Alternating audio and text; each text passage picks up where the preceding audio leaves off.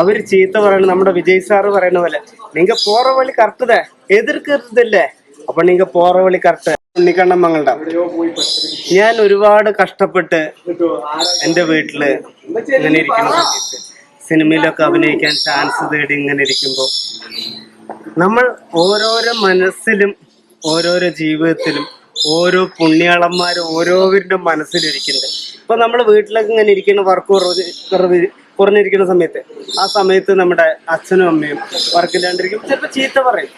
ആ ചീത്ത പറയുന്നത് കേട്ടിട്ട് നമ്മൾ സങ്കടപ്പെടാതെ ഇപ്പോ മനസ്സ് തകർന്നു പോയി ഇരിക്കരുത്. അവര് ചീത്ത പറയണ നമ്മുടെ വിജയ് സാറ് പറയുന്ന പോലെ നിങ്ങ പോറ വഴി കറക്റ്റതേ എതിർക്കരുതല്ലേ അപ്പൊ നിങ്ങ പോറ വഴി കറക്റ്റ്. അതേമാതിരി നമ്മൾ ആരെങ്കിലും വീട്ടിൽ ചീത്ത പറയണമെങ്കിൽ നമ്മളത് ടെൻഷൻ അടിക്കേണ്ട. നമ്മൾ എന്ത് ചെയ്യണമെങ്കിലും നേർ വഴി കൂടെ കുറുക്ക് വഴി കൂടെ പോകാതെ അത് എൻജോയ് ചെയ്ത് ആ ലൈഫിൽ മുന്നോട്ട് പോകുമ്പോൾ ഒരു പുണ്യാളെ നമുക്ക് പിന്നെ ഓരോ ഡയറക്ടറിന് മുന്നിൽ ചാൻസ് വെച്ചിട്ടും ഓരോ സിനിമ സെറ്റുകളിലും ചാൻസ് വെച്ച് പോകുമ്പോൾ ഇപ്പോൾ നമ്മളിങ്ങനെ പോകുമ്പോൾ ഡയറക്ടർമാരിങ്ങനെ കാണും. അപ്പോൾ എൻ്റെ രീതിയിൽ ഞാൻ പറയും ഒരു മാണിക്യക്കല്ല് ഇങ്ങനെ മിന്നും. ആ മാണിക്യക്കല്ല് മിന്നണ പുണ്യാളനാണ്. അത് നമ്മളിങ്ങനെ കഷ്ടപ്പെട്ട് ഇങ്ങനെ ചാൻസ് വെച്ച് പോയി പിന്നെ നമ്മുടെ വേദനയിലും കഷ്ടപ്പാടിലും ഞാൻ എറണാകുളത്ത് ഒരു ഓഡീഷന് പോയി. അന്ന് ഒരു 10-30,000 40,000 പുണ്യാളന്മാർ അവിടെ ഉണ്ട്. അവരൊക്കെ അവരവരുടെ കാര്യങ്ങൾ ഇങ്ങനെ പോകുമ്പോൾ എല്ലാം കഴിഞ്ഞ ഒരു 4 പുണ്യാളൻ രൂപത്തിൽ 4 ആള് വന്നു. ഒന്ന് ഇവന് ജിൻസൻ, അൽത്താഫ്, പിന്നെ വേറെ ഞങ്ങൾ പപ്പടം എന്ന് വിളിക്കുന്ന എന്തോ പേര് അല്ല പേര് പെട്ടെന്ന് കിട്ടില്ല, പിന്നെ മൻസൂർ. അതിൽ ആ 4ാമത്തെ പുണ്യാളന്റെ കൈപ്പിടിച്ച് എൻ്റെ കഷ്ടപ്പാടിലും എൻ്റെ വേദനയിലും പുണ്യാളനായി കൂടുന്നു. ചിലവര് നമ്മള് നമ്മുടെ കൂടെ കൈപ്പിടിക്കുന്നത് അത് നമ്മുടെ ലക്ഷ്യം നടന്നു കഴിഞ്ഞാൽ അവർക്കും കൂടെ ഇതാകാനാണ്. എൻ്റെ കൂടെ കൂടിയ പുണ്യാളം മൻസൂർ കുറേ പൈസ തന്ന് നമ്മളുടെ എവിടെ പോകുമ്പോഴും വിജയണ്ണൻ്റെ പടം ഇറങ്ങുമ്പോൾ കേക്ക് മുറിക്കാനും മുട്ടായി വാങ്ങാനും ചെന്നൈ പോകാനും ഒരു ഓഡീഷന് പോവാണ് കോയമ്പത്തൂര്. അപ്പൊ എൻ്റെ കയ്യിൽ പൈസ ഇല്ല പറഞ്ഞപ്പോ മൻസൂർ ഒരു പുണ്യാളുടെ രൂപത്തെ നീ ഇങ്ങോട്ട് വാ, ഭക്ഷണം കഴിക്കുമ്പോഴോ ബസ്സിന് പൈസ എടുക്കുമ്പോഴോ ഭക്ഷണം കഴിക്കുമ്പോൾ ചിലവരൊക്കെ പറയും പിന്നെ ഇതന്നെ പണി, ഇവൻ എന്തിനാ വരുന്നത്, എന്തിനാ ജീവിക്കുന്നത്. പക്ഷെ അവൻ അങ്ങനെയൊന്നുമല്ല. അവൻ ഭയങ്കര ഹാപ്പി ആയിട്ട് തന്നെ ഒരു അനിയനെ പോലെ രക്തബന്ധം ചെയ്യാത്ത പോലെ ആ പുണ്യാളെ ചേർക്കുന്നു ഇന്നും. എന്നിട്ട് എങ്ങനെയാണ് എനിക്ക് ഇത്രയും പൈസയൊക്കെ തന്നിട്ട് എങ്ങനെ ഞാൻ തിരിച്ചു തരും. മൊബൈലിൽ പൈസ കയറ്റം ഒരിക്കൽ തന്ന് 2ാം പ്രാവശ്യം തന്നു.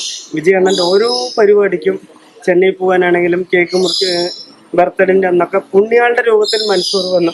അതുപോലെ വിവേക് കൊടുങ്ങല്ലൂരുണ്ട്, എന്നെ സഹായിക്കുന്ന കുറെ സെലിബ്രിറ്റികളുണ്ട്, നടന്മാര്, പിന്നെ പാലക്കാട് ചാമ്യച്ച്, അങ്ങനെ നിരവധി ആൾക്കാരുണ്ട്. അപ്പൊ അങ്ങനെ മൻസൂറിനെ കൊണ്ട് ഈ പൈസയൊക്കെ ഞാൻ എങ്ങനെ തിരിച്ചു തരും പറഞ്ഞപ്പോ ആ പുണ്യാളം പറഞ്ഞ വാക്കെന്താണെന്ന് അറിയോ?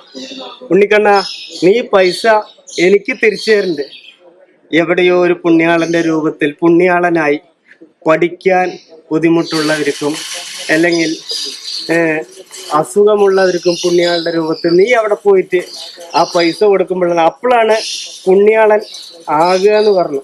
അതേപോലെ ജീവിതത്തിൽ നമ്മൾ എന്തൊക്കെ കഷ്ടപ്പെട്ടാലും ആ വേദനയിലും ഇപ്പൊ ഇപ്പൊ വീട്ടുകാരൊക്കെ പറയും. ഇപ്പൊ ഞാനൊക്കെ വീട്ടിലിങ്ങനെ കിടന്നിറങ്ങുമ്പോ എനിക്കും 10-11 മണിയാവും. അപ്പം ചായക്കടയിലൊക്കെ പോകുമ്പോ നിന്റെ അച്ഛൻ്റെ അടുത്ത് മകൻ എവിടെയും പോയില്ല ചോദിക്കുമ്പോ അച്ഛൻ ഇങ്ങനെ പറയും. ഞാൻ കേൾക്കുമ്പോ ഭയങ്കര വിഷമമാണ്. പിന്നെ അത് നമുക്ക് ഇപ്പൊ ഇവിടം വരെ എന്നെ എത്തിയെങ്കിൽ ആ വേദനയും കഷ്ടപ്പാടിലും ഒരു പുണ്യാളുണ്ട്. വീട്ടിന്റെ അടുത്തൊരു പുണ്യാളുടെ ഒരു പള്ളിയുണ്ട്. ആ പള്ളിയിൽ പോയിട്ട് എന്നും മെഴുകുതിരി കത്തിച്ച് അവിടുത്തെ പുല്ല് വലിച്ച് റോഡൊക്കെ അടിച്ചു വരുമ്പോ ആൾക്കാർ പറയും നിനക്ക് പ്രാന്താണല്ലേ, ഇതൊക്കെ നീ വാങ്ങിയ മെഴുകുതിരിയെ ചോദിക്കുമ്പോ ഞാൻ എന്ത് പറയാ അറിയാം? കണ്ണ് കലങ്ങി നെഞ്ചു പിടഞ്ഞിട്ട് ഞാൻ പുണ്യാളനെ വിളിച്ചു. ആ പുണ്യാളനാണ് ആകെ ഞാൻ 4 വരെ പഠിച്ചിട്ടുള്ള ഒരു കോളേജിൽ കയറാനുള്ള ഭാഗ്യം എനിക്ക് കിട്ടി. അതൊരു പുണ്യാളന്റെ ശക്തി തന്നെയാണ്. ഞാൻ എന്ത് ചെയ്യുമ്പോഴും എൻ്റെ മൊബൈലിൽ ഒരു 3-6 നോക്കിയിട്ടാണ് ഞാൻ ചെയ്യുക. അത് പുണ്യാളന്റെ ഒരു ശക്തി തന്നെയാണ്. അപ്പൊ നമ്മുടെ ജീവിതത്തിൽ എന്തെങ്കിലും പ്രശ്നങ്ങൾ ഉണ്ടെങ്കിൽ ഇപ്പൊ വിജയ് സാറ് പറയുന്ന പോലെ നിങ്ങൾ പോറ വഴി കറക്റ്റ് എതിർക്കരുതല്ലേ അപ്പൊ നിങ്ങൾ പോറ വഴി കറക്റ്റ്. പിന്നെ നിങ്ങളുടെ ജീവിതത്തിൽ പല വിഷമങ്ങളുണ്ടാവും. ഇപ്പൊ ചിലപ്പോ മറ്റുള്ളവർക്ക് പാൻറ് നല്ലുണ്ടാവും, ഷർട്ട് ഉണ്ടാകാം. എൻ്റെ ജീവിതത്തിൽ ഒരു സംഭവം ഉണ്ടായിട്ടുണ്ട്. എനിക്കിടാൻ ഡ്രസ്സില്ലാത്തപ്പോ ഇതിപ്പോ എൻ്റെ ഒരു ഫ്രണ്ട് വാങ്ങി തന്നാണ്. ഇവിടെ ട്രോണി ചേട്ടൻ പറഞ്ഞ ആലപ്പുഴയിലാണ്, മംഗൾ ഡാമിലാണ് വന്ന് കല്യാണം കഴിച്ചിരിക്കുന്നത്. അപ്പൊ അവര് വാങ്ങി തന്നാണ്. ഇതേപോലെ എനിക്കും ഒരു ഇതുണ്ടായിട്ടില്ല. അപ്പൊ അന്ന് എനിക്കൊരു ബനിയൻ ഒരാൾ തന്നു. ചെറുപ്പത്ത് ബനിയൻ തന്നപ്പോ ഒരു കടന്റെ മുന്നിൽ ഇങ്ങനെ ഞാൻ നിൽക്കുമ്പോ, കടയിൽ ഇങ്ങനെ സംസാരിച്ചു കൊണ്ട് നിൽക്കുമ്പോ അവര് വന്നിട്ട് ഈ ബനിയൻ എന്റെ ആണല്ലോ എന്ന് പറഞ്ഞു. അപ്പോഴും ഞാൻ ആകെ വിഷമത്തിൽ നിന്നു. ഇന്ന് അതേ പുണ്യാളൻ നമുക്ക് ഓരോരോ വഴി വെച്ച് തരുമ്പോഴും നമ്മൾ സങ്കടപ്പെടാതെ, അപ്പോ നിങ്ങളുടെ കയ്യിൽ എന്ത് ഇല്ല എന്ന് നോക്കി മറ്റുള്ളവരുടെ കയ്യിൽ ചിലപ്പോ BMW ഉണ്ടോ, ബെൻസുണ്ടോ, ചിലപ്പോ നിങ്ങൾക്ക് ചോർന്നൊരിക്കുന്ന ഓലപ്പരയില് ഒരു നേരത്തെ കഞ്ഞിയും മുളക് പൊടിയും ചിലപ്പോ മാങ്ങ ഉപ്പിലിട്ടതുമായിരിക്കും. നിങ്ങൾ ആ സമയത്ത് നിങ്ങൾ ആലോചിക്കേണ്ടത് ഒരു പുണ്യാളുണ്ട്. ആ പുണ്യാളൻ എല്ലാവരുടെ മനസ്സിലുണ്ട്. ആ പുണ്യാളനാണ് നമ്മുടെ നെഞ്ചിൽ എന്നും ഇങ്ങനെ ഇരുന്ന്. എൻ്റെ അമ്മാമ്മ ഒരിക്കൽ പറഞ്ഞിട്ടുണ്ട്, അമ്മാമ്മ എനിക്ക് സിനിമയിൽ കിട്ടാൻ പ്രാർത്ഥിക്കുക പറഞ്ഞു. അപ്പൊ അമ്മാമ്മ എടുത്ത വായിക്ക് പറഞ്ഞു, ഈ പഠിപ്പും വിവരമില്ലാത്തവൻ എങ്ങനെ സിനിമയിൽ വരെ. ഇന്ന് അമ്മാമ്മ എൻ്റെ കൂടെ ഇല്ല, ഇന്നലെ അമ്മാമ്മ പോയി. അപ്പോ ഇന്ന് ഞാൻ ഇവിടെ എത്താൻ കാരണം എൻ്റെ അമ്മാമ്മ ആ വാക്ക് പറഞ്ഞതുകൊണ്ട്. അപ്പോൾ വീട്ടിൽ അച്ഛനും അമ്മയാണെങ്കിലും നമ്മളെ ചീത്ത പറയുമ്പോൾ നമ്മള് വിഷമിക്കുക വേദനിക്കുക ചെയ്ത് അത് അവര് നമ്മൾ ഇഷ്ടമുള്ളവരാണ് പറയുന്നത്. അപ്പോൾ ഇന്ന് എൻ്റെ അമ്മാമ്മ ഏറ്റവും കൂടുതൽ ഇന്നിപ്പോ മുകളിലിരുന്ന് സന്തോഷിക്കുന്നുണ്ട്. ഞാനിന്ന് ഇവിടെ വരുന്ന എന്നോ എഴുതി വെച്ചൊരു നിയോഗമാണ്. അപ്പൊ ഇവിടെ എത്തി. അതാ പുണ്യാളന്റെ ഒരു ശക്തിയാണെന്ന് ഞാൻ പറയുള്ളൂ. അപ്പൊ നമ്മുടെ ജീവിതത്തിൽ ചോർന്നൊലിക്കുന്ന കൂരയെടുത്താണ് നമ്മള് വിഷമത്തിരിക്കുക മറ്റുള്ളവർക്ക്. അപ്പൊ ആ ചോർന്നൊലിക്കുന്ന കൂരയിൽ ഇങ്ങനെ വീട്ടിലവിടെ കിടക്കുമ്പോൾ വീട്ടിലുള്ള പാത്രങ്ങൾ വെച്ച് ആ ചോർന്നൊലിക്കുന്ന വെള്ളത്തിൽ ഇങ്ങനെ വെള്ളം വെച്ച് നിൽക്കുമ്പോൾ അമ്മ അച്ഛനോ അല്ലെങ്കിൽ നമ്മളെ ആ കുട്ടികൾ ആരെങ്കിലും ആ വെള്ളം എടുത്ത് വെളി കളഞ്ഞ് നിങ്ങൾ അവിടെ നിന്ന് നിങ്ങൾ ചിന്തിക്കണം. ഒരു പുണ്യാളൻ നമ്മുടെ എല്ലാ മനസ്സിലും, ആ പുണ്യാളനാണ് നമ്മുടെ വാശി എന്ന് പറഞ്ഞ എനർജി പവറായിട്ട്. ഇപ്പൊ ഞാൻ 4ാം ക്ലാസ് വരെ പഠിച്ചുള്ളൂ. ഓരോ സ്ക്രിപ്റ്റ് ഒക്കെ കിട്ടുമ്പോഴേക്ക് കൈകാര്യം വിറയ്ക്കും. ആ സ്ക്രിപ്റ്റ് വിറയ്ക്കുന്ന സമയത്ത് ഞാൻ എൻ്റെ തിരുവനന്തപുരത്തുള്ള മൻസൂറിനെ വിളിക്കും. മൻസൂർ തന്നെ അവ വോയിസ് വിട്ടുതരും. ഞാൻ അത് കേട്ട് പഠിച്ചിട്ടാണ്. നിങ്ങൾക്ക് ആ അവസ്ഥ വരരുത്, നിങ്ങൾ നന്നായിട്ട് പഠിക്കുക.